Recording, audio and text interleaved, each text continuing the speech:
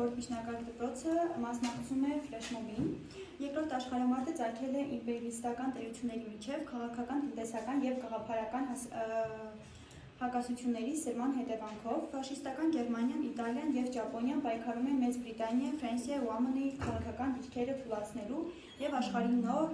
վերաբաժանման համար։ Կարևոր խնդիր էր նաեւ խորհրդային միության տապալումն ու կոմունիստական վտանգի վերացումը։ Պատերազմի սկզբում Գերմանիան ուներ 100-ից ավելի դիվիզիա, 4400 ինքնաթիռ եւ մոտ 100 խոշոր նավեր ու սուզանավեր։ 1939 թվականի սեպտեմբերի 1-ին առավոտյան գերմանական զորքերը ներխուժեցին Լեհաստան։ Սեպտեմբերի 3-ին Անգլիան ու Ֆրանսիան, ապա նաև Մեծ Բրիտանիայի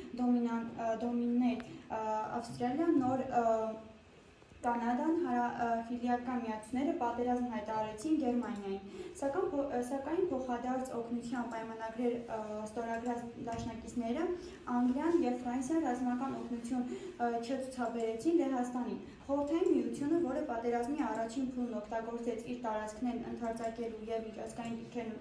ուժեղացնելու համար, 1939 թվականի սեպտեմբերի 17-ին զորքերը մտցրեց Լեհաստան եւ 12 օրում առաջ շարժեց 250-ից 300 կիլոմետր գրավեց արևմտյան Ուկրաինան եւ արևմտյան,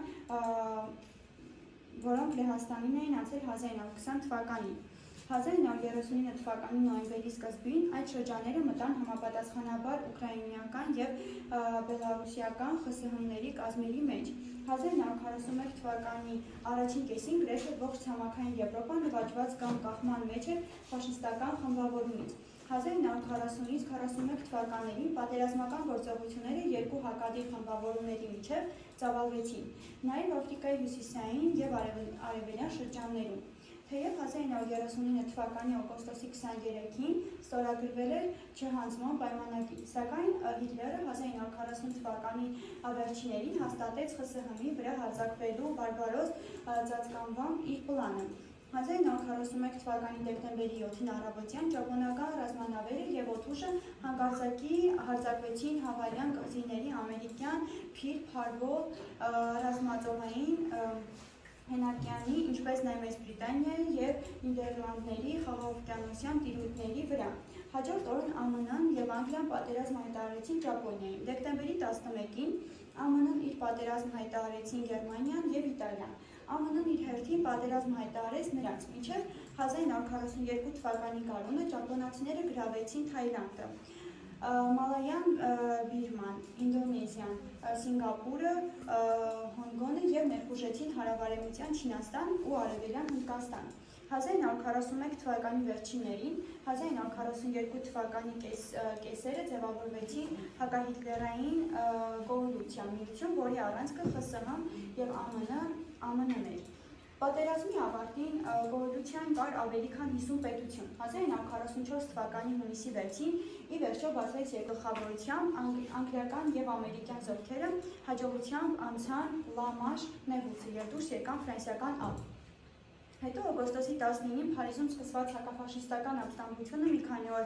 անց վերջացավ հաղթանակով։ 1945 թվականի ապրիլի 16-ին խորհրդային զորքերը սկսեցին Բերլինի գրոհը։ Ապրիլի 25-ին ամերիկյան եւ խորհրդային զորամիավորումները հանդիպանեցին Էլբայի ափերին։ Ապրիլի 30-ին հայտնի դարձավ, որ Հիտլերն ինքնասպան է եղել։ Երկու օր անց հանձնվեց Բերլինը։ Մայիսի 8-ի լույսի 9-ի գիշերը ստորագրվեց Գերմանիայի անվերապահ կապիտուլյացիա ակտը։ Ավարտվեց նաև պատերազմը Եվրոպայում։ Իտալիան 1943 թվականին դուրս էր եկել պատերազմից։ Ավարտեց նաև հայրենական մեծ պատերազմը։ Խորհրդային կառավարության որոշմամբ մայիսի 9-ը երկրում հայտարարվեց տոն, մեծ հաղթանակի օր։ 1945 թվականի հունիսի 17-ին օգոստոսի 2-ը Պոնտսդամում Բերլինի մոտ գումարվեց հակահիտլերային կոալիցիայի 3 տերությունների երկրորդ խորհրդաժողովը։ Օգոստոսի 8-ին ԽՍՀՄ հայտարարեց, որ օգոստոսի 9-ին պատերազմ է սկսում Ճապոնիայի դեմ։ Խորհրդային զորքերն անցան հարձակման հեռավոր արևելքում կենտրոնացված 1 միլիոնանոց բանակի դեմ։ Սեպտեմբերի 2-ին Ճապոնիան անձնատուր եղավ